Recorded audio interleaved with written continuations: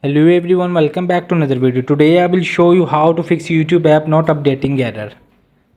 So what you have to gonna do, you will have to just make sure the steps of this to get rid of this updating error. You will just open the phone settings and make sure you will have to just open the date and time. You will also tap to search for date and time, and when it's open the date and time of on, make sure use network provide time on.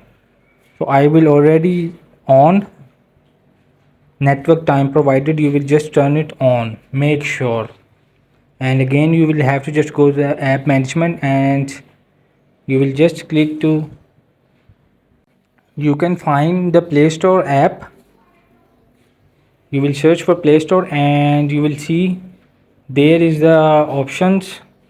So make sure you will have to just open the permissions of Play Store and you will check the all permissions are on, and you will also just have to check the